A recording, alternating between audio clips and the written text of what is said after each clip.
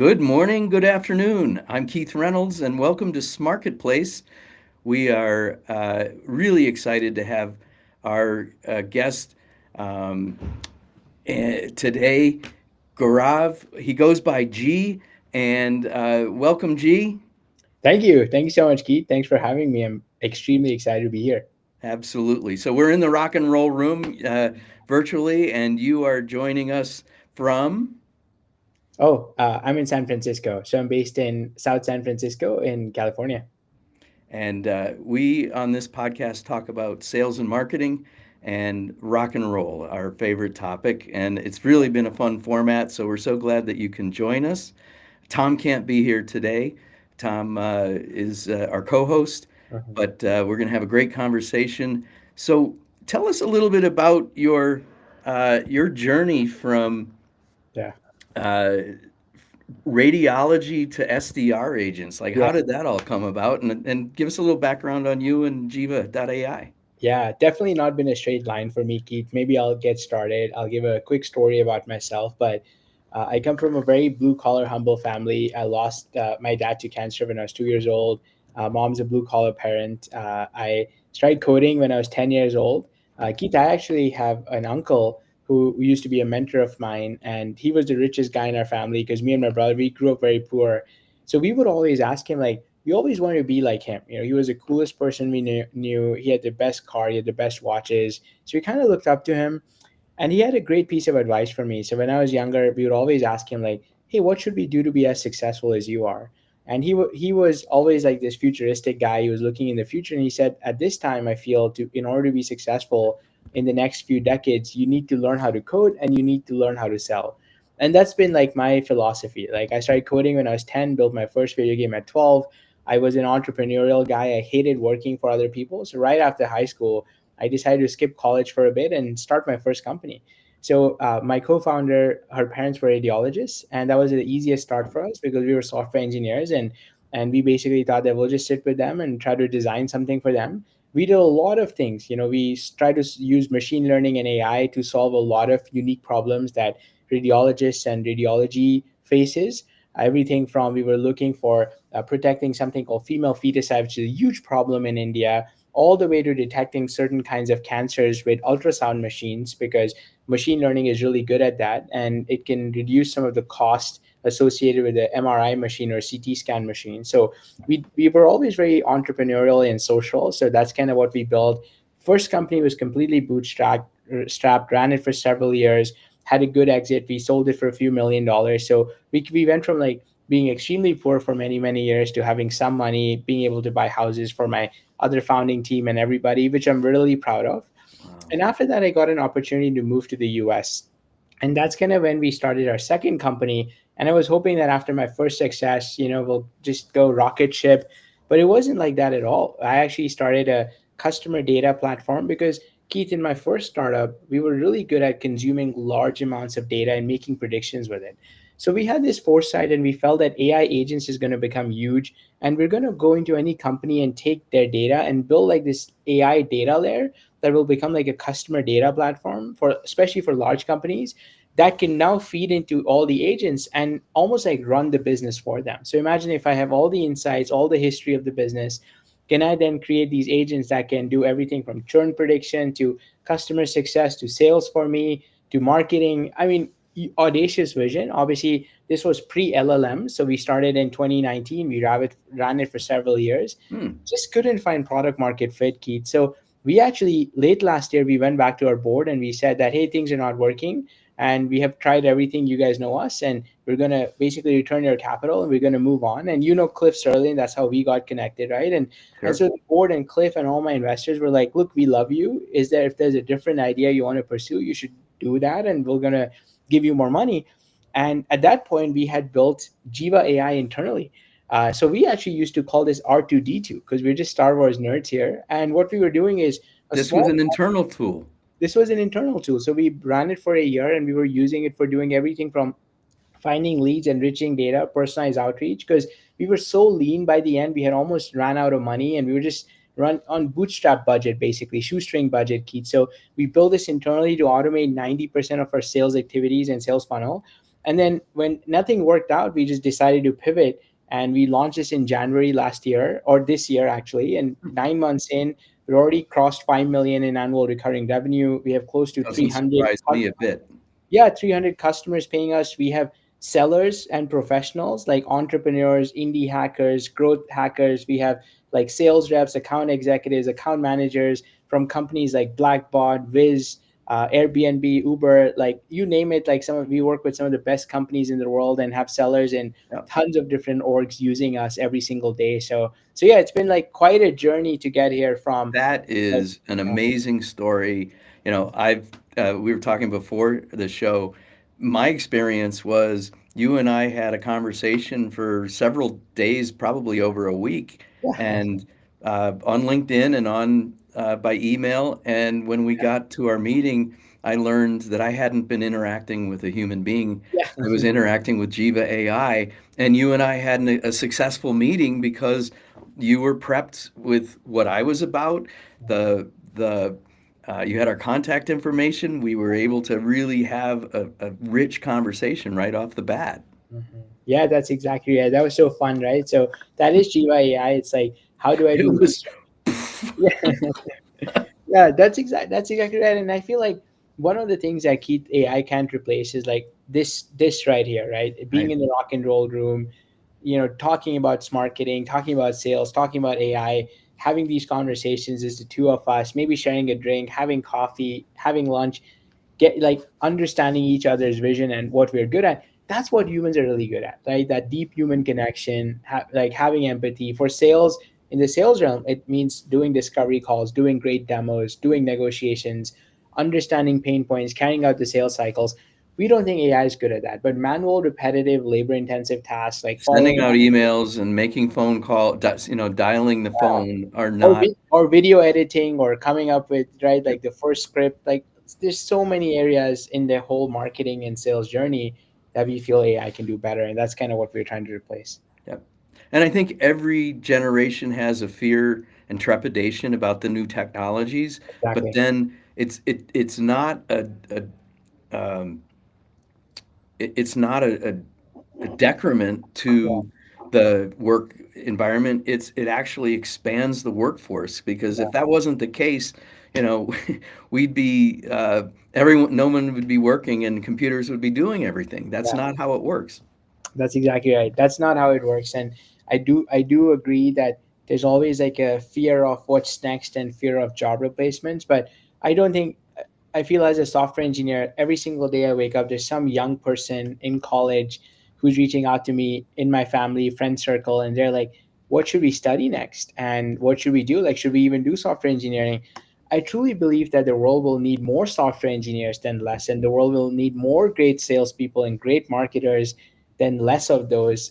Just the people who are using AI will just be so far ahead of folks who are not using AI every day. So Well, it's like this technology adoption curve, right? It's not that as more people get involved, the technology becomes more sophisticated, so it takes a lower skill level to be able to accomplish something. It's the critical thinking and the attitude and all the things that we hire for that yeah, make people special. But if you can give them the same capabilities with a set of tools where they yeah, don't have to learn to code, right? I mean, I started out it was C colon yeah. backslash on DOS, Sure. and we don't do that anymore. We don't do that anymore. We won't need that anymore. I also feel there's I don't know, one of my famous, like, or one thing that I really love is, I don't know if you've seen the rendered bull by Picasso. I don't let me visualize it if you haven't seen it before. But for our listeners, you guys should definitely Google a rendered bull by Picasso. So it's basically this animated version of a bull, and it's just a few lines. So he basically draws a bull, and what he does is he has a few lines where he's just like drawing it like this, and you can clearly see it as an outline, and you'll be like, yeah, that's a bull or a cow, or you can see that. So it feels like more modern art, and it feels like such a simplistic version of things. However, there's like in his research, in his paintings, they show that how did he get to that was he actually first drew a real life size bull, and it was like a exact replica, and it's amazing. And then he went and he rendered it down, he rendered it down, he rendered it down. He, after six version, he gets to the simplistic version. long story short, what I'm trying to say is if you're a master in your craft and you keep getting better at it, with AI, you're gonna do better things, simple things like the people who are already 2x, 3x in their field are gonna become 10x, 20x. But I feel the people who are maybe like not masters of their craft is they don't actually know how to use AI really well. And I don't think AI is gonna get so good that it can get the most junior people who haven't put in any effort in their field become 10, 20xers. But I feel it's definitely gonna, take the 2xers, 3xers, make them like superhumans. And I think that's what I get really excited about. That's really cool. Our experience is that technology today is a team sport. Mm, And our experience in working with Jiva is, we have Brian who writes marketing plans and yeah, does, strategic messaging. And yeah, so there's a place in Jiva for him to do his job so that yeah, you train the tool on what the conversation's about. so, And then we have Devin who is writing AI agents and yeah, he's figuring out the APIs and how to get the data to flow. And right, Sarah's doing the project management. I mean, it goes on and on and on. yeah. So it really focuses people. This has been my observation. Working with Jiva makes everyone focus on their best practice. Yeah, that's exactly right. Yeah, I love that. I think that's so perfect. And I do agree. There's one thing that I really enjoy about sales, and both of us are in startups and SMB, so we do everything anyways. But in large orgs, Keith, what ends up happening in sales is it's almost like I think software kind of spoiled it for us. But in software companies, people started doing sales like this, right? Which is like if you have like SDR teams, then you need an inside sales, outside sales, MDR, marketing development rep. Then you need like a inbound agent, you need an outbound agent. You basically need, right, like a junior AE, senior AE, customer success, account manager, implementation specialist. And I think what AI helps you do is like just have that one person be that full stack sales reps from hunting to closing to farming. They can focus on what they're good at, and AI can help you in other areas. Similarly with engineering, you can almost become a full stack engineer now with AI. That's a fascinating perspective and really kind of ties into it being a team sport. It just every Exactly. team player gets to really be a super agent, if you That's will. exactly right. Super agent. So, speaking of teamwork, one of the things you've done is scaled a company without having a linear scale of your team. Yeah. Talk to us a little bit about your approach. I think a lot of people could learn. Yeah, totally. So I think I've just gotten super lucky with the kind of folks I've had, Keith. So I've tried to, I think early in my career, when I was very young, I attracted a lot of young folks in my team as well, right? So I had a lot of like early 20-year-olds and stuff. Now I think as I've gone like more experience in my career, I look out for people who have been there, done that a bit longer. So I'm not just hiring these college grads like super green. We have those and they're amazing. So we already get like some experienced folks who've been in the industry, right? Susie's a veteran, like you've met her in the team. She's been working for 30 years now in the industry. Then I have like other people who have some 10, 20, 50, 25.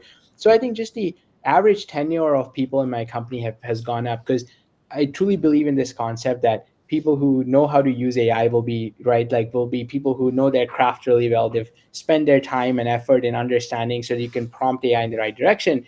So that's number one. The other thing is what I've done is I've taken a small, very small group of people, hand selected people that we spend like hours interviewing. Keith, like I spend like I don't even know, I'm not even exaggerating, but probably 20, 30 hours every single week just interviewing. I do a lot of the first interviews. I talk to everyone, I talk to references. I do like the entire cycle basically, and I make bets on the people that I truly believe in. That has been really good. So it's all been about high quality over volume for me. At least that's what I've learned now. And you see this in companies like OpenAI, Anthropic, right? Like they have like less than 1,000 people and they're at 50 billion. Nvidia is a great example. I think it's like 3,500 people and it's like a 3 4 trillion dollar company. That's crazy, but you could never envision that or imagine that in the future. So that's what we believe in, that's what we started doing, and we use AI everywhere, Keith. Like it's literally like I tell my team, if you're not using AI every single day, then how do you expect our users to be using our AI?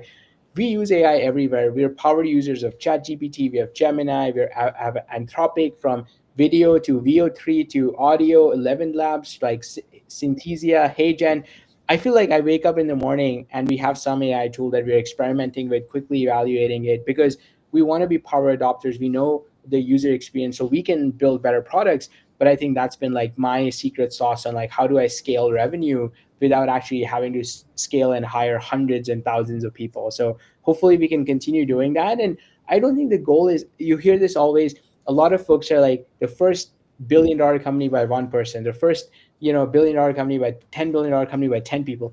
Our goal is not to like Yeah. stay as lean as possible or as small as possible or stay under 10 people or 20 people.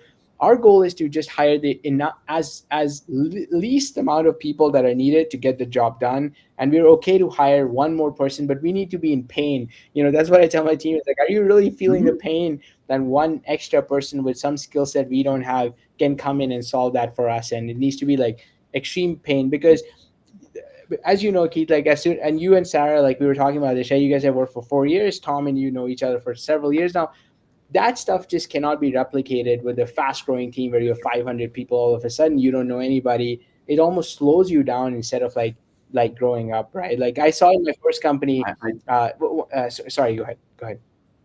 No, that's right. I was just gonna say, the value of a team and that interaction, the Mhm. trust.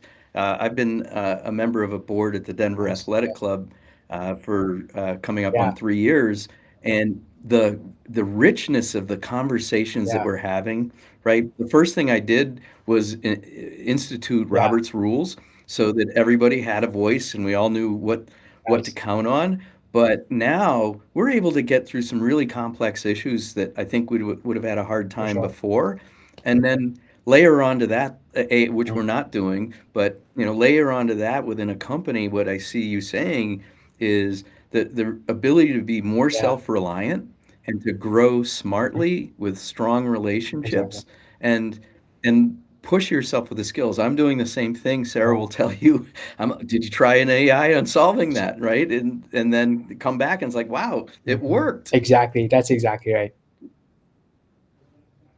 Yeah.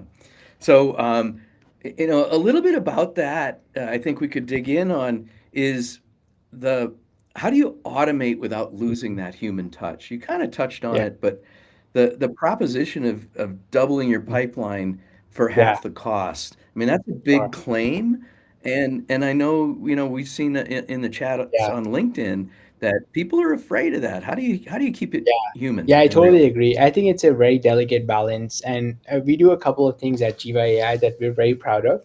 Number one, we don't send out mass emails. We're the proponent of like, and you've seen this, right? The tool in action. Or our proponent is, let us send in emails and craft it and put it in your inbox where you can proofread it, edit them, and send it out only if you feel it works better. It actually works for deliverability, because if it's sent manually through your inbox, deliverability is much higher. It does not have those API tags. Google and Microsoft don't reduce deliverability because they feel it's machine generated, no matter how personalized the copy is. So there's a few things that we do on that side. What we really like to do is use the persuasion principles and principles of psychology in copy that can get people to respond and genuinely make it feel like you care about them and you care about the company you're reaching out to. So for example, if I was to reach out to some company, let's say Johnson and Johnson, and introduce Jiva AI to them, let's say we're reaching out to John over there, who's the VP of sales and manages B2B sales for North America, then the email would be very personalized to John. The way that I do this is that our AI is trained on a few things. First, it's trained on my messaging, my tonality. Do I write long emails, short emails? What kind of LinkedIn messages do I write? What does Jiva AI do? How many? What is our value proposition? What are some proof points? What are some pain that we're trying to solve for? Then it's going to be trained on John. We're actually going to do real time research and deep research on John's profile. Any podcasts he's been on, any webinars he's done, what's the 10K report for Johnson and Johnson? What about any like news stories that are trending? What's the CEO saying? What's going on in their industry? What's going on in their market? What are the competitors? Any recent topics or trends that I could follow that I could mention? Also, like, where's John based out of? What's his LinkedIn profile say? Where you would go to school, as an example. Then I will pass it to our AI and say, now craft a hyper personalized, meaningful message to them that only talks to John, like what John cares about, his benefits, everything from subject line to the 90 or 100 word email to a LinkedIn message that's going to be written is going to be very personalized. Then we use some sales principles and methodologies that almost compel a reaction, or at least improves open rates and click-through rates and response rates a lot. Number one, it starts with like finding the right email. So we do something called waterfall enrichment to find contact info. We have partnerships with Apollo, with Lucia, with tools like People Data Labs, Prospeo, Hunter, Datagma. So the AI will go and find emails in all of these tools, and until it finds the right email, it's going to keep searching. As soon as it finds the right email for John, I'm also going to use Psychology of Influence, which is a very famous book by Robert Cardini. We use that in sales, our copy. We also use something called micro assets, which basically gets micro commitments. It's just like sometimes you say in sales, when I did Sandler training in sales, they say get the monkey's paw, which is like get the small commitment from them, is like just reply yes to get a quick report from me, or this is like what I did with another competitor. Can I share with you three tactics that work with you? So instead of a meeting, we're basically go asking for micro commitments. And then we also use something called predictably irrational, which is a methodology about how humans take action and they take behavior. So we look for fear of missing out, social proofs, loss aversion. As an example, for John, there's a value when John hits his quota, he makes $2 million. Or for example, if John's like team hits their quota, they can actually get 15 million more in sales. But also, like, you could use loss aversion language, which could be like never miss your quota again, never miss your pipeline again, right? Keep your job. I'm making Hmm. something up, not exactly what we'll say, but these are all the methodologies and things that we do in order to write just 90 words. So imagine like the prompts and everything that our AI takes is crazy. It takes like probably 20 pages of different information about John, about our company, about my tonality, 20 pages about sales methodology to just write like 4 lines of an email. It's crazy how Wow. crazy it is. And I feel even that is less. It should be 500 pages, right? And eventually it becomes like that. So that's everything. As I was a rep for Apple, and as I Yeah. listened to you, they spent years trying to get us to learn techniques like this and how to work with people and how to make people feel about Yeah. the product. And it's not about the Yeah. speed and the feed, it's about the how you feel and what you're trying to accomplish. And I just listened to you like Yeah. rap off, the best practices that it took years for That's them to exactly right. install and I think instill when in their we met business. for the first time and you showed me that one graph, you remember that? And you said this is 30 years in Yeah. the making. And isn't that correct though? That's like one picture that you had for that workflow that you had built with HubSpot. And I was like, man, I think this is how we hit it off, because I was like, feels like this is your life's work. And you were like, yes, that's exactly right. Right? It's like the entire, Truly. like all the things that go behind the scenes, all the pattern recognition learnings, in order to just have that simple output that's so easy to understand. And that's exactly what we are trying to That's deliver with every lead that we deliver to you, every research, every prospect, every email, every LinkedIn message. We're trying to get closer and closer to, so you don't need to learn all these psychological things that get the best copy out. That's what we are doing. that's right. And so you're blending, because I've been through the Yeah. experience, the things that make me Yeah. me Exactly. with all of these Exactly. best practices and psychological frameworks and sales That's exactly. techniques so that it's concentrated like a Yeah, that's laser. exactly right. It is phenomenal what AI can do these days, but it does take a lot of fine tuning and training and understanding. So, and that's what we're focused on. So just to keep us moving along, I'm going to change gears because what I heard you say a few minutes ago about the confidence that your investors had in you, right? You had run the gamut. You saw maybe you'd had some success, but it wasn't going to be the hit that you Yeah. envisioned at the Hmm. outset. So you came to them and because of the relationship that you built, you were able to have them come back and say, well, let's try that That's internal exactly tool. right. Talk to us a little bit about fundraising and investor lessons. I mean, you've raised over $20 Yeah. million. Yeah. Would you convey to other founders who want to see that Yeah, same totally. I success? mean, there's just so many pros and cons with this, Keith. There's pros to fundraising, there's like cons to fundraising. I like, selfishly, like I feel like I have become really good at fundraising, and it's not something that leads to like an ultimate success, right? It's like I'm not Elon Musk where I'm raising billions of dollars with text messages, right? I don't know if you saw that he messaged Larry Ellison. He was like, "Hey, are you in to my," right? Like when he was trying to buy Twitter, he was like, "Hey, I think you should invest like to like a billion, and Elon was like, or Larry was like, yeah, how much do you want, like, and he was like, yeah, you should put like 5 billion in. So it's so funny, it's like crazy. Long story short, Just a back of the napkin yeah. evaluation, But the right? good news, Keith, is like the other crazy part is I have three people on my team right now. Like one of my like best marketers, this guy called Yash, the guy who runs all operations for me. He had a startup as well. These two, both guys have startups that they were really good founders, and they know everything from sales and marketing and building great products. But just unfortunately, for some reason or the other, they just didn't become great fundraisers. So they were not able to retain capital.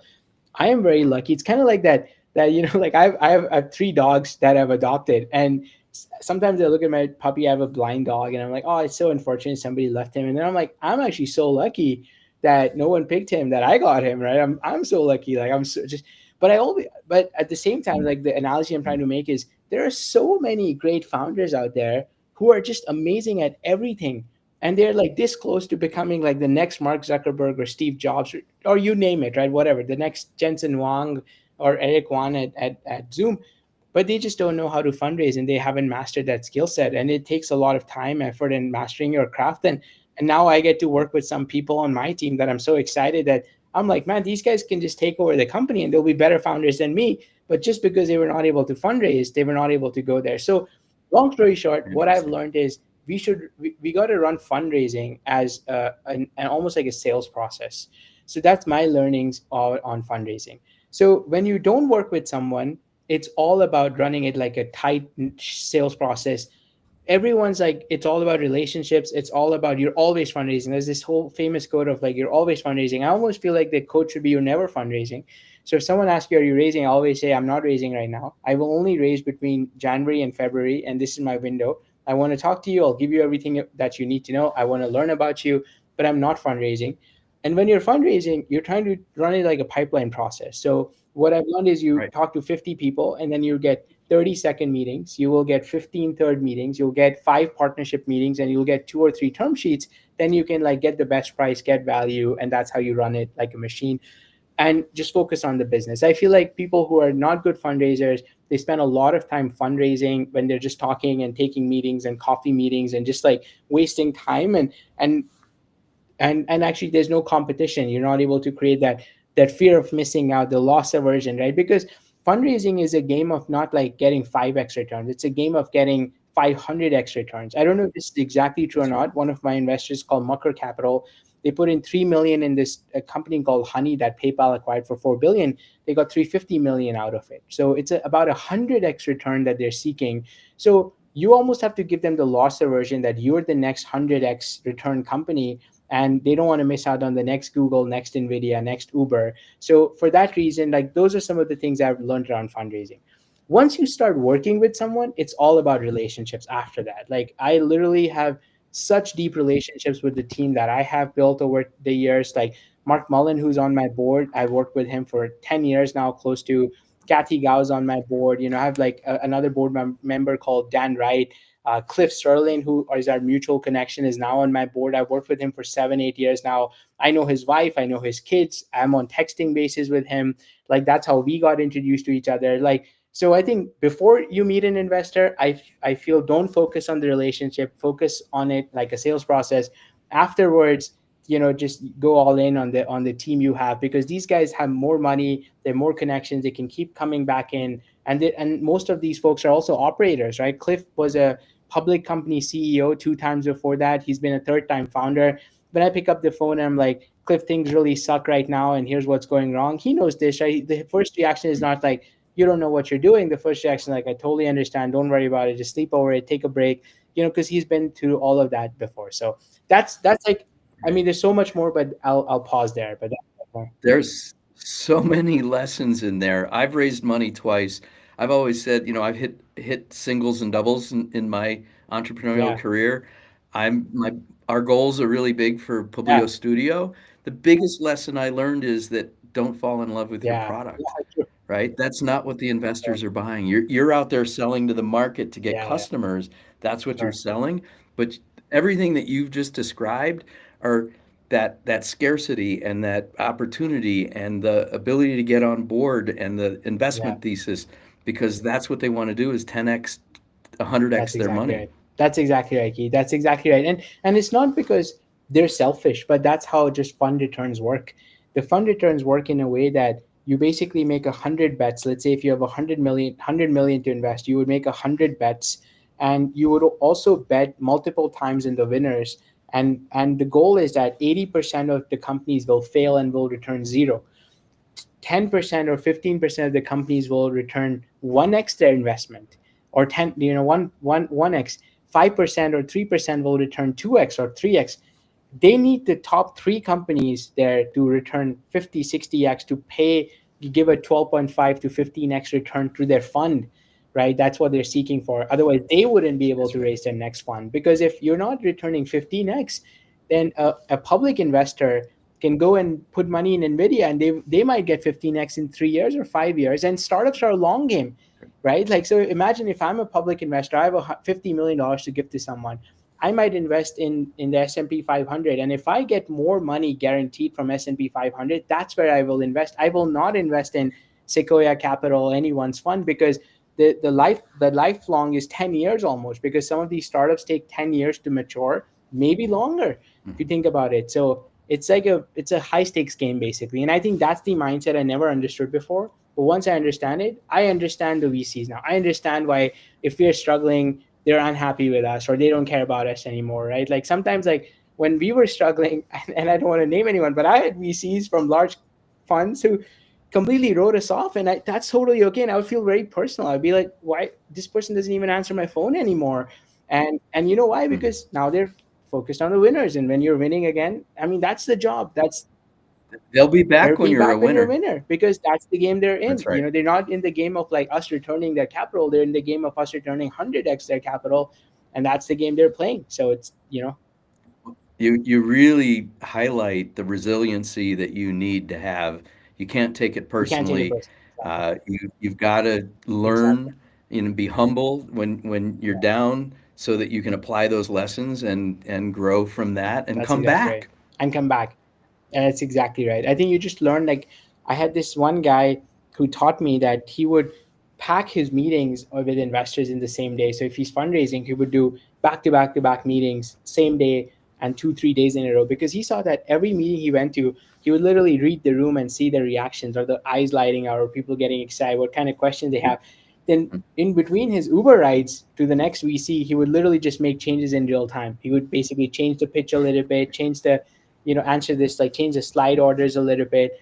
And I was like, man, that's so, because he would be able to do pattern recognition, right? And by the your 10th pitch is much Right. better than your first pitch, basically, right? Same thing with sales, but So I feel like the more you can run it as a sales process, the better it is. I have a similar, whether it's sales or fundraising, uh, every time you do the presentation, you open it up to questions. The questions come in, you internalize it, you give answers, your answers Yeah. continually improve, and then you go back and that gets into your deck. In fact, just a shout out to Fad on your team. And I do want to say, working with your team is amazing, and he's been our Great. contact. But he went through Yeah. our deck and had some highlights to Perfect. add to it. And while I was on the line with him, we made the changes in real time. It wasn't even getting Uh, into an Uber. It was like while we're yeah. talking to him, we're making the changes. So I can relate to that. All right, I need to start winding it down. I want to be respectful of your time It and was so everyone fun. else's. Yeah. So if you had, out of this whole conversation, one piece of advice to that CEO, that founder, that person whose whole life is around getting the Yeah. team to achieve their vision, what would it be? Yeah. So one of the things that I love, and I feel somebody had told me, if I could go back 10 years and talk to myself or my younger self, I would just say believe in yourself. So that would be like, I know it's not a tactical advice, but I feel there's a lot of power that comes with just believing in your gut, believing in your vision. And it's okay if you get slapped in the face if the, really big customer leaves, or you're not able to close that deal, or your best employee is now working for a competitor, or there's so many things that would happen. And sometimes it's just part of the game, and that's what you just need to realize. Just have internal conviction. Do not let self-doubt creep in, because I think that's like a really big thing. So Sam Altman has this quote where he says that if I could go back, and there's three things that people would tell me, is like, just number one, believe in myself. Number two, take huge risk. And number three, build a product that people truly love. I think those are his three pieces of advice. I feel the number one, believe in yourself, is like the biggest one. I feel like the imposter syndrome, or whatever you call it, right? Sometimes I feel like I'm not the best sales guy, I'm not the best coder, I'm not the best marketer, but yeah, but I am the best CEO for the job, and it's my job to like take bets. And sometimes you just have to like believe in yourself, take the bet. Sometimes it won't pan out, sometimes it will pan out really big. And I feel like there's a when I was younger, at least like in my culture, Keith, like in being an Indian guy, I feel like I was very like respectful to, I would always, there's a stereotype, or like a syndrome that comes in, like someone who's, let's say, 40 and is like experienced than me. When I was a 20-year-old guy, I was like, I don't know, like this person knows so much more than me. Like, how do I not trust their direction? But I feel like I had to like almost unlearn some of those kind of habits. And learn to trust Trust yourself. yourself, exactly. Uh, one of my stories I just keep near and dear to me was I saw an interview with a baseball player Oh named yeah, of Bernie course. Williams, and all Exactly. right, so he played Yeah. for the Yankees. I'm a Yankees and Cubs Oh yeah, fan, sure. kind of an odd mix. But I saw this interview, and he had played from high Hmm. school. The Yankees moved him to Connecticut. He played on the farm Yeah. system. They gave him an education. They allowed him to grow up as a Wow. person. And I think it was like 10 years or however many years into his career with Yeah. the Yankees, he became a Wow. free agent and he went to Wow. market. And he entertained offers from other teams, and then he decided to stay with the Yankees and finish Wow. his career there. And in the interview, he said, "You know, I have all the respect for the Yankees. They've taken me from as Yeah. a child, and I've grown up. I became a man in Wow. Yankee Stadium, and I had to go out to the world and see what the Wow. value was." That's amazing. That's such a great, what a great reference, and what a great legacy. Yeah. So, all right. So one other question, and we'll round out Yeah. the interview. Tell us about your rock and roll. What's your favorite music? And it doesn't have to be rock and roll, but we want to know your first album, your craziest rock and roll story. We tell it. Oh, Tell us. totally. I'm a huge Beatles fan, Keith. That's an easy answer for me. I mean, it's just like such a All right. soothing music. When I would grow up, my brother would listen to the Beatles, and I think the Beatles were one decade later in India. So at least when I was growing up in the late '80s, '90s, that's when Beatles were like very famous. I don't know for what reason. Right? It could be international laws apply, right? Like but it was amazing. So yeah, I mean, I have tons of go-to songs, but I feel like I'm a huge Beatles nut. I'm listening to a lot of like Indian music these days. We're having like a lot of like I'm in California. California is famous for the '90s hip hop, as you know. So there's like a '90s Hmm. hip hop kind of culture that's starting here in India, which is like hip hop jazz is like a thing now. So there's a lot of artists that are up and coming. Sometimes when I'm working, I'm listening to it, but Beatles is my go-to. It's almost like so Keith, as an Indian guy, we love drinking chai, which is tea, like it's milk tea, and we love it. Sure. So it's kind of like, I'll tell you a very funny story, but in my household, like between me, my mom, and my brother, we always have this saying is like, when you're really happy, it's like go have tea and listen to the Beatles. Is like, if you're really sad, go have tea, listen to the Beatles. If you're angry, go have chai, right, and go listen to the Beatles. And that's so true. So for me, that would be like my number one pick. That's amazing. And you're probably aware, but for people who are not, the Beatles actually went to India in the Oh, yeah. 1960s and brought I didn't know some that. of the music and Ravi Yeah. Oh, yeah. Shankar, Of was course. it? Yeah. That's The, amazing. I had no idea. I got to read up about so that. That's yeah. You educated me there. That's some of that psychedelic era, they came back, and you'll hear in the Beatles sound the yeah. sitar, and it's from their Wow. trip. And Dear Yeah. Prudence, oh, who was it? Someone just told me Mhm. the other day. The song Dear Mhm. Prudence, Prudence is the sister of an actress who I can't remember right now off the top of Wow. my head, but a famous actress in the 60s went with them on this tour to Wow. India, and Prudence was this actress's Oh wow. sister, and she was very standoffish, and she stayed in her tent or stayed in her Oh, hotel room, and and and that's Paul you. wrote the song Wow. Dear Prudence to I her. gotta, I gotta, I gotta, I gotta read up about that. That's such a great. Thanks for the. That was amazing. That was my insight of the day. I love it. Thanks, Keith. I'm going to see Paul McCartney in a couple Oh, yeah. weeks. Where is he Uh, performing? yeah, and if you want to come to Oh, Denver, I'll buy you a great. Let's ticket. do it. Let's do it. I love Denver. I'm a big Nuggets fan, by the way.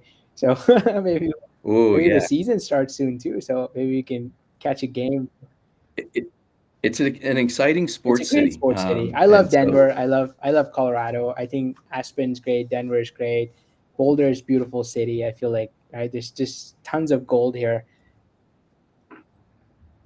Well, thank you so much for joining us. This has been absolutely fantastic interview. Love your Thank energy, you. love your vibe, and we'll be seeing this out on LinkedIn over the Super next couple excited for weeks. it. Yeah. Thank you for the opportunity. Thanks for hosting me. It was amazing to be on this marketing rock and roll podcast. Thank you.